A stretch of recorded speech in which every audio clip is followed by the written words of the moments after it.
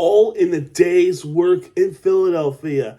Heat win 127 to 117 to the 76ers. And I do apologize for a poor camera angle. There we go. There we're good. But yeah, Heat win 127 to 117 to the 76ers in Philadelphia.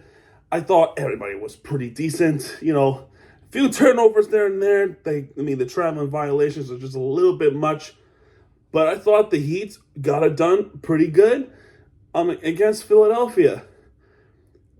And they've never in the whole game, despite very close chances, that they have given up a lead.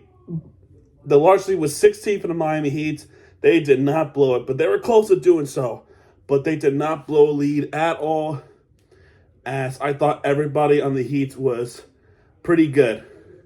There was some single digits, but I want to bring out a couple of key players that were a major factor in this game. Norman Powell, of course. Kel'el Ware. I thought Kel'el Ware was awesome. Like, dude, he was awesome. He was just awesome. David Mitchell, I thought, was awesome, too. He is assisting people left and right. 6 of them came in the first quarter, too. He was just awesome. And Jaime Jaquez was really good, too. He was terrific. Never giving up the lead, despite too many chances of doing so. Too many chances. And, of course, you got Maxey on the other side, which I'm still bummed out they never traded Maxey. Because the Heat traded that season Precious Achiuwa. Guess who was a pick after? Philadelphia. And they got Tyrese Maxey. Boy, what could have been for the Miami Heat. But despite that, we still managed to keep him contained for the most part. But the first quarter was just awesome. It was a good first quarter. Norman Powell doing some action. Kel'el Ware and David Mitchell were extraordinary in that quarter. The first quarter score was 37-27. You see Kel'el Ware putting in the effort, boxing out people, and more importantly, getting offensive rebounds. He has 8 offensive rebounds, and he also has 8 defensive rebounds. So he evens out. It balances out. Kershaw Johnson had some minutes. I mean, he was ferocious in this game, too. I got to admit that. But the first quarter score was 37-27. It was pretty good. Second quarter, though, despite how close it was, Philadelphia was on a pretty long run. And, you know, for the early part of the quarter, they had a 16-point lead. You start to feel like the Miami Heat basketball is actually really fun to watch. And then Philadelphia went on a run. And then by the time they tied the game from Quentin Grimes, who was shooting the buckets, Watford, and stuff like that, 2 huge three-pointers from David Mitchell and Norman Powell, keeping the Heat ahead. And Norman Powell, speaking of which, drew at least 3 three-point fouls. None of them were 3 for 3. They were mostly 2 for 3, which is annoying. I will say is so annoying. And you gotta imagine what he's feeling right now after all that, because as good a free thrower as he is not getting the third point. Halftime score was 71-67. Third quarter was a tight one. And again, Norman Powell drew a 3-point foul. He did not make the third point. Nor did he get a third point. He missed the first one. But he does get the 3-pointer after that. And then Paul George gets a 3-point foul. He also could not get 3 points out of the 3-point foul. So it kind of balances out. Bam Adebayo was having a frustrating day. He's finally getting some points in, especially a 3-pointer. You could tell with the sigh of relief, like, finally, that one went in and stuff like that. But you could definitely see some frustration in Bam's eyes, that he is very frustrated that he cannot get the bucket in. But everybody else doing his part, so I don't think he should be that frustrated, because the whole team is doing it. And then Maxey, I mean, how do you... My friends are playing Donkey Kong. Maxey with... Oh, my gosh. My point proven with Maxey is he is just, oh my word. You think Norman Powell's good, which he is. Maxey could do literally a 180 heaver on a three-pointer and makes it. How? Just how? I think that happened in was it the second quarter? No, it happened in this quarter. Had to be this quarter. Had to be this quarter. But he had that heave just to even get that in. It's just crazy. Jared McCain is also shooting some buckets too. Maxey, which is so frustrating. So frustrating. But a ferocious alley-oop dunk from Khalil Ware. Andre Drummond played I heard he's playing his 900th career game. Insanity. He's still getting rebounds. And believe it or not, Drummond had a three-pointer in this game in the third quarter. I know. I'm surprised by this too. Fourth quarter, Khalil Ware started with a three. Just excellent. This is around that time where I met some YouTubers. I met more YouTubers. I was in a train. I met some train enthusiasts. Pretty awesome people. I'll definitely say the names once this recap is over because they're wonderful people, and I love enthusiasts where they are focused on their passion and stuff like that. So pretty cool people, man. Pretty cool people. Khalil Ware with the three, Jared McCain with the response three. As tight as it is. And also another alley-oop dunk for Khalil Ware is awesome. And it's a big one too. I mean, it was nasty. Nasty. Quentin Grimes closing in to tie the game. He called timeouts. The Heat's staying ahead for the most part. Drew Smith with the banker. Pretty good three-pointer. Jaime Jaquez putting in all that stuff. But they keep traveling the ball. They keep traveling the ball in the second half. It's just getting frustrating. Bam Adebayo with the shot in, and another one.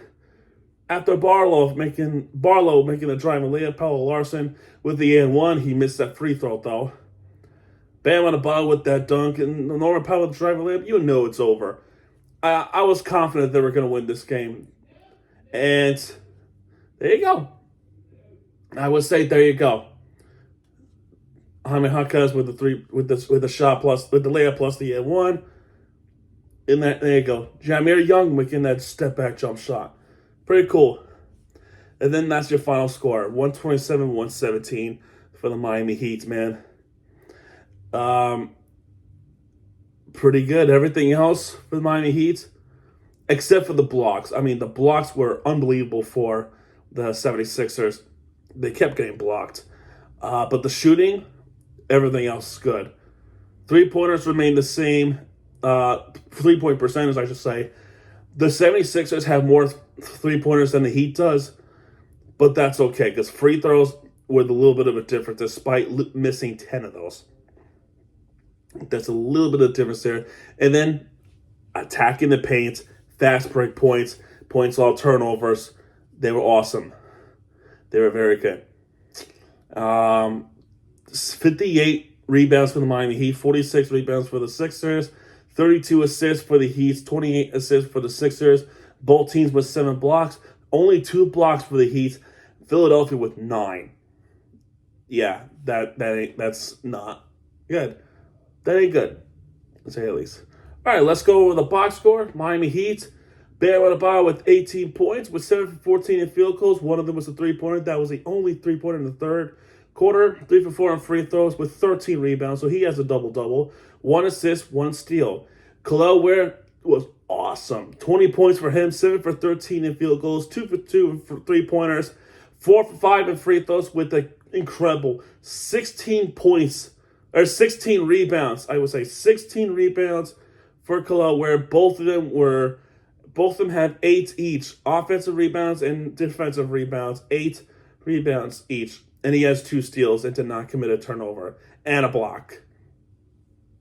Norman Powell, 32 points, 11 for 18 in field goals, 4 for 7 in three-pointers, 6 for 9 in free throws. Nice. With 4 rebounds, 1 assist, 2 steals.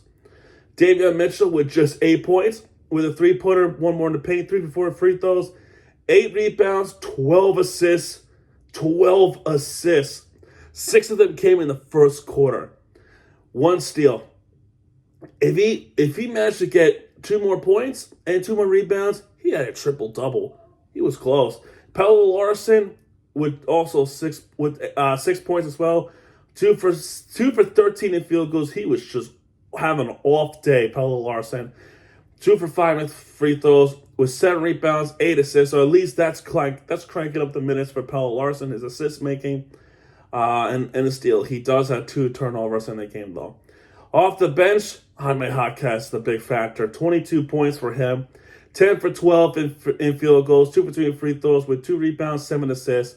But he has committed 4 turnovers. Got to protect the basket more. I'll even throw in Drew Smith with 9 points, with 1 3-pointer, 4 for 7 in field goals, with 4 rebounds, 1 assist, and a block. There you go. Jeremy Graham did play with 2 points on the field goal. Philadelphia, Paul George with 10 points, with 3 for 10 in field goals, 4 for 5 in free throws. He missed all the 3-pointers with 0 for 5, with 2 rebounds, 5 assists, 1 steal on the block. Justin Edwards with 7 points, with a 3-pointer, 2 more in the paint, with 4 rebounds, 3 assists, 2 steals, and 2 blocks. Andre Drummond with 14 points, 6 for 11 in field goals, 1 for 2 in 3-pointers, also 1 for 2 in free throws, with 23 rebounds. He has a double-double, 1 assist, and 2 blocks. Big man advantage. Quentin Grimes with 15 points, with 6 for 14 in field goals, 2 for 7 in 3-pointers, plus he had 1 with 3 he doesn't have a 3-rebound. He doesn't even have a rebound.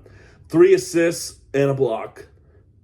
And of course, Tyrese Maxey with 27 points, 10 for 23 in field goals, 5 for 14 in 3-pointers, 2 for 2 in free throws with 3 rebounds, 6 assists, and 2 steals. Off the bench with 19 points, Trenton Watford with 19 points, 7 for 12 in field goals, 1 for 2 3-pointers, 4 for 5 in free throws with 9 rebounds, 7 assists, 1 steal and a block.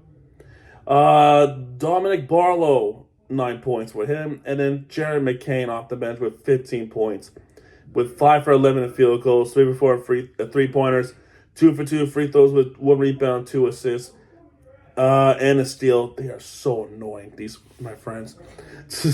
They are so freaking annoying. But that's your box score, the ones who are in double digits.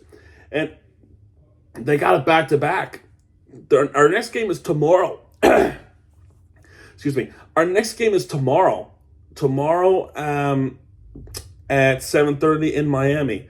And then follow up on Wednesday, which is weirdly a NBA Cup game, which that is normally a Tuesday and a Friday, right? Why is it on a Monday? I don't get it. But anyway, we go back to Miami to play against the Dallas Mavericks, having a really bad start of the season. People were looking at this team that they're going to go back to NBA Finals with the lineup they have. And I knew right away, no, the hell they're not. Anthony Davis is never healthy. I don't think Clay is healthy. Kyrie, and it's just I don't know who they have. But they're 5-13 to start the season on this time of recording. So anyway, I met some YouTubers before I go. I met some YouTubers on the train that I thought I should give a shout out to, because actually I was featured in that video that hopefully they upload soon. This guy has at least 17,000 subscribers. He is a train enthusiast. Fantech 0104. This guy right here. If you have a chance, if you're a train enthusiast, go check out this guy. I was caught on camera, and they actually featured me on that train.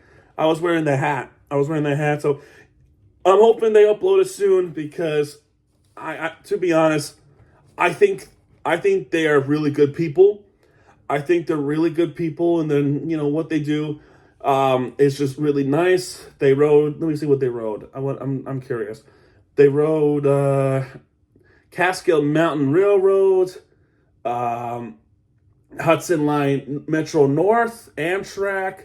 I believe that's what it is. What else did they ride? Oh, they take elevator videos. That's what I see. CT Rail. They write a lot of stuff. And I told them, hey, come to Florida. Take the Bright Line. Take the Bright Line because if you love what's happening up here in New York, check out the ones in Florida, especially the Bright Line. And his friend William, I'm so sorry if I mispronounce it. Scofaris, who is also an enthusiast with trains. He actually does airplane videos. I see an airplane video taking off Westchester County. Hotel. He has hotel videos. And train videos. They told me that's how they met, which is awesome. Very awesome. I bring up those guys here. You know what? I'll just show you. I'll also show you him. This channel. I also show you. Yeah, him. We both, all of us met right there, and things like that. But wonderful people. I thought I'd point them out because not only that they're fantastic people, but I also thought because hopefully I was featured. I think, yeah, I was featured in that video that they just did. They rode a train that I was in to get to my friend's house. So I thought I should mention them, to honor them and stuff like that. But yeah, man, there you go. I thought I'd point them out. It's a small world. Literally a small world. But anyway, guys, there you go. That's good too for this recap. A little bit later on, hopefully we get this win. I really hope so. It's a Miami at FC Cincinnati playoff game. If you're watching it, please do. They need our support. But there you go. Anyway, guys, there you go. That's good too for this one. If you like this video, hit the like button, subscribe our content because Miami TV has it back. And when he does, he will right through with fear team you deserve. This is Miami TV sign off, folks. Everybody have a good rest of your day. Go Heats.